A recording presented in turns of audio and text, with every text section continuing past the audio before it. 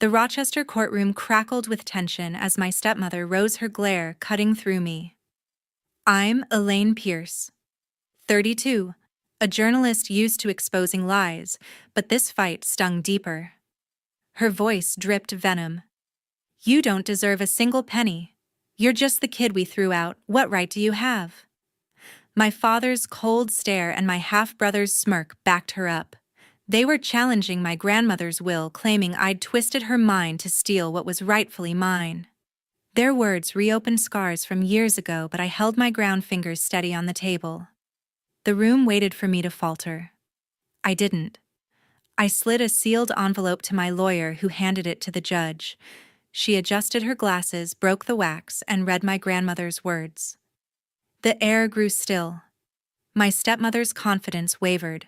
My father shifted uncomfortably. The final line landed like a thunderbolt. Gasps swept the courtroom. I allowed myself a small smile, their accusations crumbling before the truth. Want to uncover the secret in my grandmother's letter?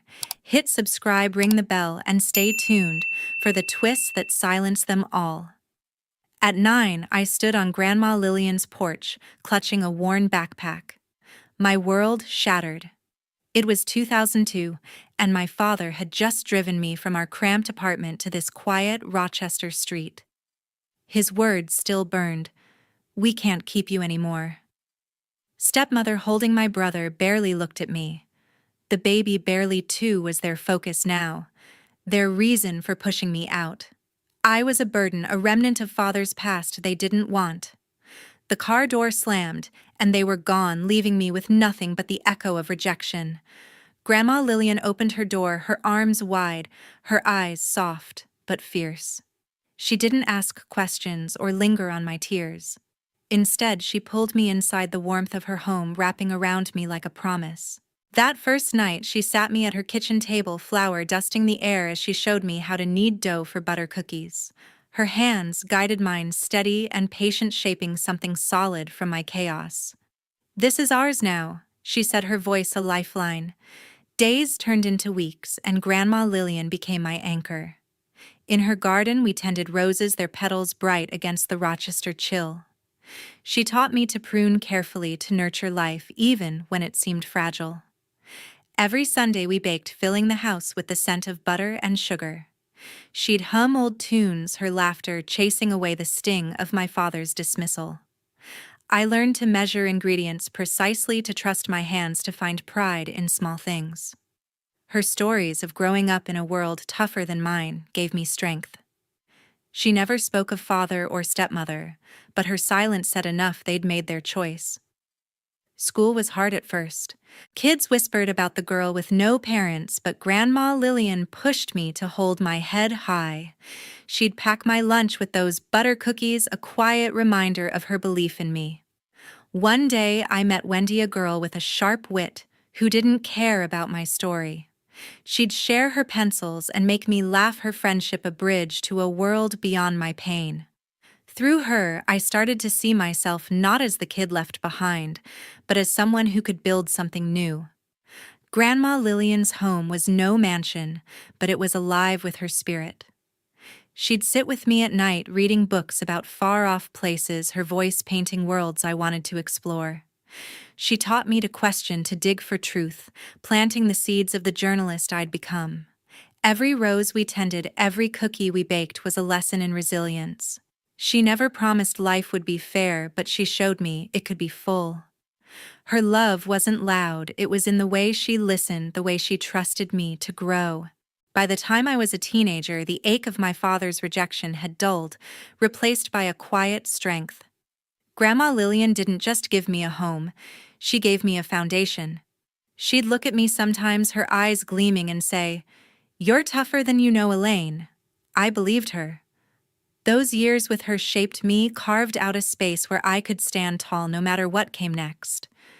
Years passed, but those lessons stayed with me. The Rochester newsroom hushed when my phone lit up with a lawsuit notice. It was 2024, and I, Elaine Pierce, had carved out a decade as an investigative journalist, digging into truths others tried to hide. My latest expose on city fraud was still fresh on the presses, but this notice hit differently. My father's stepmother and brother were suing me, claiming I'd manipulated Grandma Lillian to steal her estate. The accusation burned, not because it held weight, but because it came from the family who'd cast me out at 9. They wanted to erase my bond with her, to rewrite the years I'd spent by her side. I sat frozen, the newsroom's buzz fading as I scanned the legal document. Their names, father, stepmother, my brother, felt like ghosts from a past I'd buried. I called Ellen, my lawyer since my college years, her voice a steady anchor. "We'll build a defense they can't touch," she said, already planning. Ellen knew my history, the pain of being discarded, and she wasn't about to let them twist it. We met at her office, diving into the case. The centerpiece was Grandma Lillian's will, drafted years ago when her mind was razor sharp. Among the documents was a sealed letter, one she'd entrusted to me before she passed. Ellen's eyes lit up when I mentioned it. "This could be our key," she said, her voice firm. We spent days crafting a defense portfolio. Ellen gathered hospital records from my visits to Grandma Lillian, emails about her care, and notarized statements proving her clarity when she wrote the will. The sealed letter, penned in her careful hand, was a mystery even to me. She'd asked me not to open it until the time was right. "It's her voice," Ellen said, tucking it into our files. "We'll let it speak when it counts." The Tates, she noted, had no such evidence. They hadn't visited Grandma Lillian in years, hadn't called, hadn't cared. Their claim rested on lies, and we'd prove it with facts. That evening, I met Wendy at our favorite Rochester coffee shop, its warmth a contrast to the cold legal battle ahead. Wendy, my friend since childhood, listened as I poured out the story. Her jaw tightened when I mentioned the Tates. "They never showed up for you," she said, her voice sharp. "No birthdays, no graduations, not a single moment. And now they want what she gave you." Wendy's memories of my teenage years, of the Tates' absence while they doted on my brother, fueled my anger. She grabbed my hand, her eyes fierce. "You've got this, Elaine. Grandma Lillian chose you for a reason." The next morning, Ellen received a call from their lawyer, his tone smooth but cutting. He accused me of exploiting Grandma Lillian's trust, claiming I'd coerced her into changing her will to exclude my father, stepmother, and brother. The lie twisted in my chest, but I thought of Grandma Lillian's lessons: to question, to seek truth. I spent nights compiling memories of her final years, grocery runs, doctor appointments, quiet evenings talking about life. These were the moments the Tates couldn't claim. Ellen reviewed my notes, nodding. "This portfolio is bulletproof," she said, stacking our evidence. The Tates' lawsuit wasn't just a legal move, it was a betrayal. They wanted to paint me as a schemer, ignoring the years I'd cared for Grandma Lillian while they chased their own lives. My brother, always their favorite, stood with them, blind to their choices. Father and stepmother saw me as an obstacle, not a daughter. Ellen warned me they'd play dirty, digging up old wounds to weaken me. But my work as a journalist had taught me to face liars head-on. I'd exposed corruption, uncovered secrets. This was just another story to tell. As the trial date neared, I kept writing, chasing leads, grounding myself in my work. Grandma Lillian had raised me to stand firm, to let truth lead. The sealed letter tucked safely in Ellen's briefcase felt like her hand on my shoulder. Whatever it held, I trusted it would speak for her. The battle was set, and I wouldn't back down. The courtroom turned electric as stepmother's words rang out again. It was 2025, and the Rochester air crackled with tension as she stood, her eyes boring into me. "You don't deserve a single penny," she spat. "You're just the kid we threw out. What right do you have?" My father nodded, his face stone cold, while my brother smirked. Arms crossed. The words, sharp as ever, echoed their accusation from a year ago, now laid bare before the judge. I sat steady, my hands calm on the table, ready for the truth to answer. Ellen, my lawyer, rose with quiet confidence. She held a leather-bound notebook, its pages worn from Grandma Lillian's meticulous hand. "This," she said, presenting it to the judge documents years of neglect. The notebook detailed my father and stepmother's absence, no calls, no visits, not even a card for Grandma Lillian. It showed their focus on my brother, their favored child, while I was left behind at 9. Ellen clicked a remote and a screen lit up with videos, Grandma Lillian's voice, clear and firm, recorded years ago, affirming her trust in me. Elaine cared for me when no one else did, she said, her words slicing through the room's murmurs. The Tates shifted uncomfortably, their confidence cracking. Then I stood, my heart steady, and handed Ellen the sealed letter. She passed it to the judge, who broke the wax with care. The courtroom held its breath as she read Grandma Lillian's words, written long before her death. The letter laid out her intent: her Rochester mansion, a sprawling home filled with memories, and her life's savings were to go to me, Elaine, for my unwavering devotion. She was my family when others turned away. The letter read its final line, a quiet thunder. Gasps swept the room. Stepmother's face paled and my brother's smirk vanished. The judge looked up, her gaze piercing as the Tates' accusations crumbled. Ellen pressed forward, her voice sharp. The notebook and videos proved the Tates' abandonment, their bias toward my brother undeniable. They'd ignored Grandma Lillian for years, only to claim her estate when she was gone. The sealed letter, written when her mind was unclouded, was the final blow. It wasn't just a will. It was her truth, her choice, her love for me. The courtroom buzzed, spectators whispering as the judge scribbled notes. My father's hands clenched, his earlier nod now a mask of unease. I watched the Tates, their united front unraveling. They'd built their case on lies, painting me as a manipulator who'd twisted Grandma Lillian's will. But the evidence told a different story: years of my care hospital visits, late-night talks, moments they couldn't claim. The letter wasn't just paper, it was Grandma Lillian speaking from beyond her words, heavier than their accusations. I felt her presence steadying me as the room absorbed the weight of her choice. Ellen turned to the judge, her voice unwavering. "The evidence is clear," she said. Elaine was the daughter Lillian chose, the one who stayed. The Tates' lawyer, caught off guard, fumbled through papers, his earlier swagger gone. The courtroom's energy shifted, tilting toward truth. I sat back, a quiet strength settling in. They'd tried to erase my bond with Grandma Lillian, but her words had brought it roaring back. The judge set the letter down, her expression unreadable. The room waited, the silence heavy as she prepared to speak. The Tates' eyes darted, their confidence shattered by the truth laid bare. I'd come to this courtroom not just to fight for an estate, but to honor the woman who'd raised me. Grandma Lillian's letter was her final gift, and it had turned the tide. My turn to speak was next. On the witness stand, I faced the Tates, my truth, ready to spill. The Rochester courtroom buzzed, the air still heavy from Grandma Lillian's letter.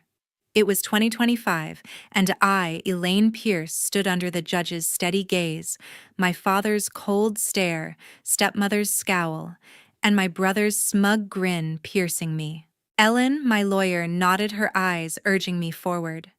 I took a breath, my voice steady, and began. In 2002, at 9 years old, I was told I wasn't wanted, I said. Father and stepmother drove me to Grandma Lillian's porch, their focus on my brother, barely 2. They left me with a backpack and nothing else. I spoke of that day, the car door slamming, their tires fading down the Rochester street. I described Grandma Lillian's embrace, her warmth pulling me from despair.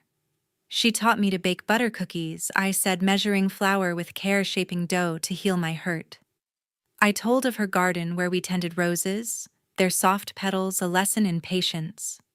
Those moments weren't just chores, they were love, a bond they couldn't break. My voice didn't waver, though stepmother's glare burned. I looked at the judge, her pen moving, and felt Grandma Lillian's strength in me. Ellen called Hazel Grandma Lillian's housekeeper for decades. Hazel, her gray hair pulled tight, took the stand with quiet resolve. Lillian was sharp as a tack. She said, her voice clear.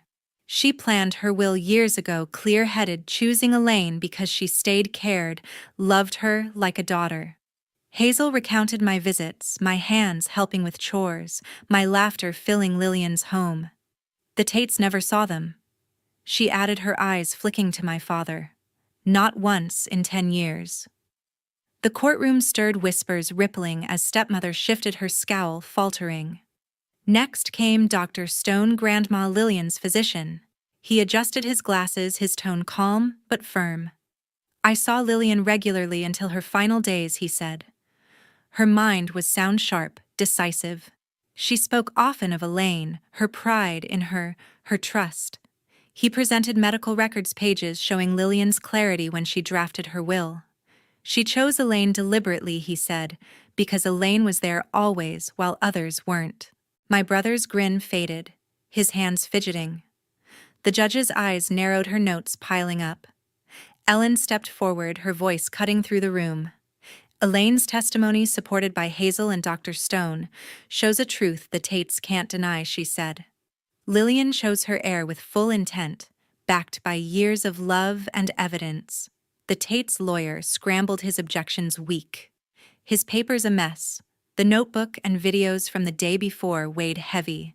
But my words, Hazel's and Dr. Stone's, built a wall the Tates couldn't climb. Their claim that I'd manipulated Grandma Lillian cracked under the weight of our truth. I stepped down, my heart steady, though the Tates' stares followed me. Father's face was a mask, but his clenched jaw betrayed him. Stepmother whispered to their lawyer, her voice sharp, desperate. My brother, no longer smug, looked smaller, his confidence gone. The courtroom's energy shifted, the spectators' murmurs leaning toward me. I'd laid bare my past, not to wound, but to honor Grandma Lillian's choice. Her love, her trust shone through my words stronger than their lies. Hazel's testimony lingered, her memories of my care for Lillian, vivid, undeniable. Dr. Stone's record sealed it. Lillian's mind was her own, her will, a reflection of her heart.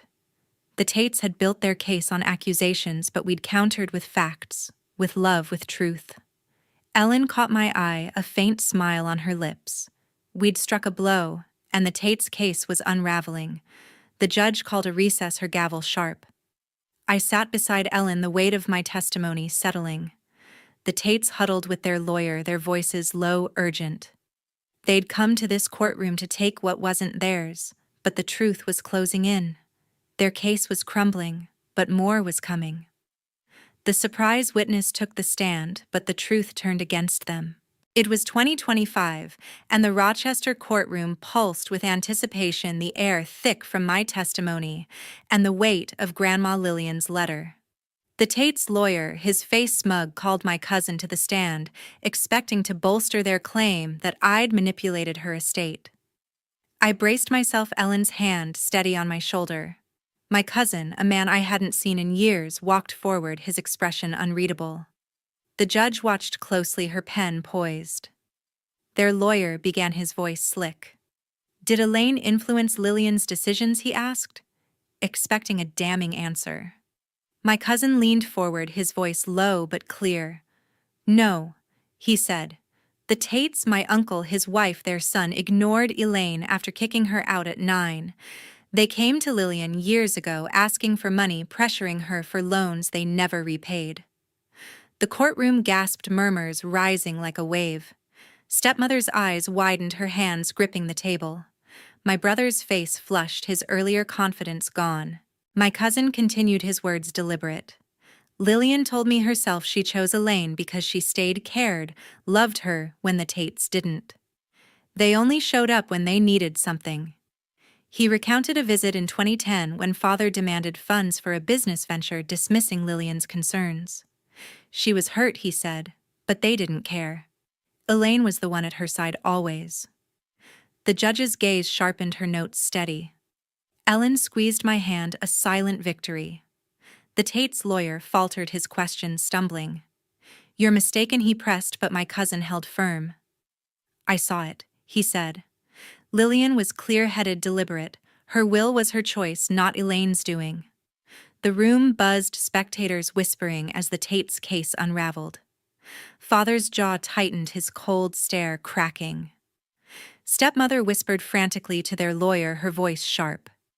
My brother sat rigid, his hands clenched, no trace of his earlier smirk. Ellen stood, her voice calm but lethal.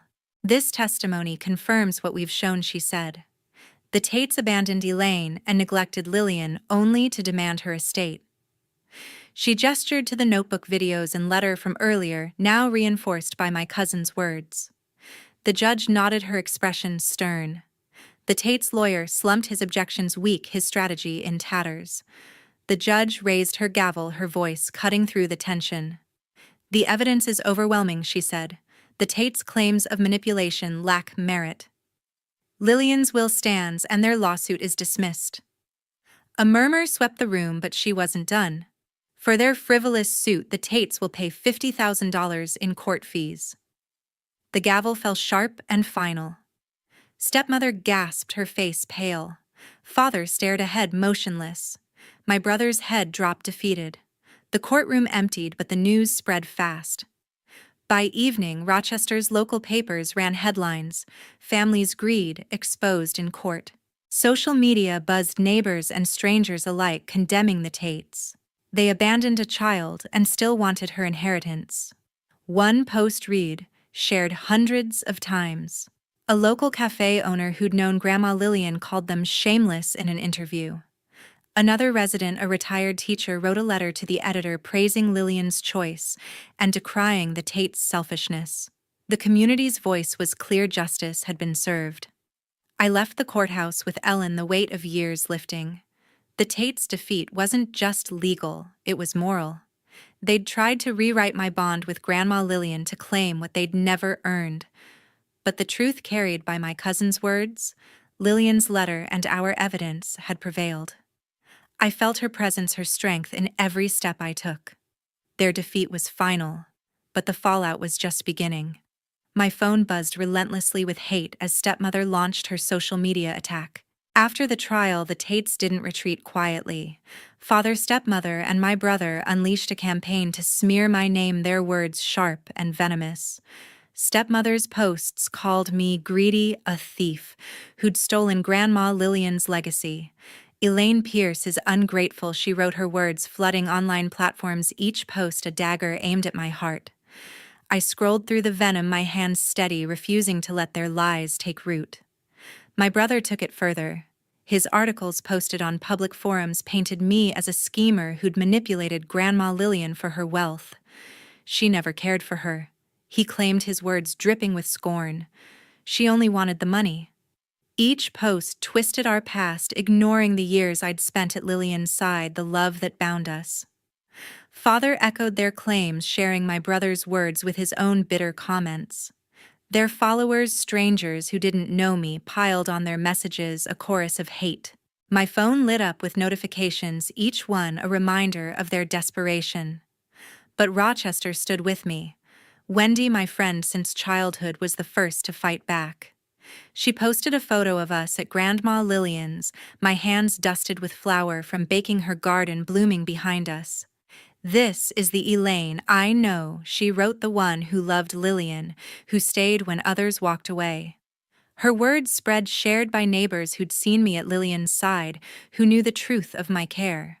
A local shop owner who'd sold Lillian her gardening tools commented, "The Tates never showed their faces here." Elaine was family. The community's support poured in a shield against the Tates' lies. I sat with Wendy at a cafe, the same one where Lillian used to sip tea. We read the messages together, hundreds of voices defending me. A librarian who'd known Lillian wrote Elaine read to her when she was frail. The Tates, never there. A neighbor recalled my visits carrying groceries up Lillian's steps. Each story countered my brother's slander, their truth brighter than his distortions. Ellen, my lawyer, called to check on me, her voice calm. "They're lashing out because they lost," she said. "Stay strong." I nodded, my resolve firm. I wouldn't share a penny of Lillian's gift, not out of greed, but because it was her choice, her trust in me. The Tates' campaign faltered as Rochester's voices grew louder. My brother's posts, once shared, widely lost traction. Comments turned against him, calling out his lies. You abandoned your own sister, one read. How dare you call her greedy? Stepmother's rants drew scorn, her accusations crumbling under the weight of truth. Father's silence online spoke volumes, his earlier comments drowned out by the community's support. Their united front, so strong in the courtroom, fractured in the public eye. I chose not to respond online. Their words didn't deserve my voice. Instead, I walked to Lillian's mansion, now legally mine, and stood in her garden. The roses we'd planted together still bloomed, their scent a quiet reminder of her love. I thought of her letter, her clear intent to entrust me with her legacy. The Tates campaign was noise, a desperate attempt to rewrite what they'd lost. I wouldn't bend, wouldn't share what Lillian had given me, not to spite them, but to honor her. Wendy joined me, her presence steady. They're digging their own grave, she said, her voice soft but sure. She showed me a petition started by locals demanding the Tates apologize for their lies. Hundreds had signed their names, a testament to Lillian's place in Rochester's heart. A reporter from the local paper reached out wanting my side, but I declined. My truth had been told in court, backed by evidence, by love. I didn't need to fight their war online. The Tates' hate continued, but it was hollow. My brother's latest post, a rambling attack, barely got attention. Stepmother's followers dwindled, her words ignored. Father's name, once respected, now carried shame. Rochester had seen their selfishness, their betrayal. I stood tall, supported by those who knew me, who knew Lillian. The mansion, the savings, they weren't just wealth. They were her trust, her love, and I'd protect them. Their words faded, but my path was clear. A soft rain fell over Rochester as the judge delivered the final verdict. The courtroom, once tense with the Tates' accusations, now held a quiet resolve. I, Elaine Pierce, stood tall, my heart steady as the judge's words confirmed my victory. Grandma Lillian's estate, her mansion, her savings remained mine, her trust unbroken by their lies. Father, stepmother, and my brother sat in silence, their faces pale, their claims shattered. The gavel fell, and with it the last thread tying me to them snapped. I walked away from the courthouse, leaving the Tates behind. Their names: father, stepmother. My brother no longer held power over me. I chose to cut them out. Not out of anger, but to honor the family I'd built, the one Grandma Lillian had given me. Their greed, their betrayal had no place in my life. I moved forward free, carrying her love as my guide. Back at my desk, I returned to my work as a journalist. My stories uncovered truths, gave voice to those unheard, just as I'd fought for truth in court. I wrote about people like me, those who faced loss but found strength. My articles reached readers across Rochester, some even writing to thank me. One letter from a young woman who'd lost her family moved me deeply. Your story gave me hope, she wrote. I invited her to coffee, listening as she shared her dreams. Helping others, I realized, was part of Lillian's legacy, a way to extend her kindness. One morning, I gathered a bouquet of roses from Lillian's garden, their petals vibrant against the gray sky. I drove to the cemetery, the path to her grave, familiar. Kneeling, I placed the roses at her headstone, their scent filling the air. You taught me everything, I whispered, my voice soft. You showed me what family means. The rain mingled with my tears, but they were tears of gratitude, not sorrow. Grandma Lillian had chosen me not just as her heir, but as her daughter in spirit. Her love had carried me through the trial, through the hate, to this moment of peace. Standing there, I reflected on what I'd learned. Family isn't bound by blood, it's built by choice. By those who stay, who love without condition. Grandma Lillian was my family, her warmth my home. The Tates, with their selfish demands, had chosen isolation, their lies, pushing them further from Rochester's heart. Truth, I saw clearly, always finds its way. It had shown through Lillian's letter, through my testimony, through the voices that defended me. It had won not just in court, but in the life I now lived. I thought of the Tates, one last time. Father's cold silence, stepmother's venom, my brother's slander. They'd tried to tear me down, but their selfishness only buried them. They'd lost more than the estate. They'd lost any claim to community to respect. I felt no triumph in their downfall, only clarity. Their choices had shaped their solitude, while mine had built a life of purpose. As I left the cemetery, the rain slowed sunlight breaking through. I drove back to the mansion, now my home, its walls filled with memories of Lillian's laughter. I sat in her kitchen, the place where we'd baked together, and opened my laptop. A new story waited, one about resilience, about truth. I wrote, my fingers steady, knowing each word honored her legacy.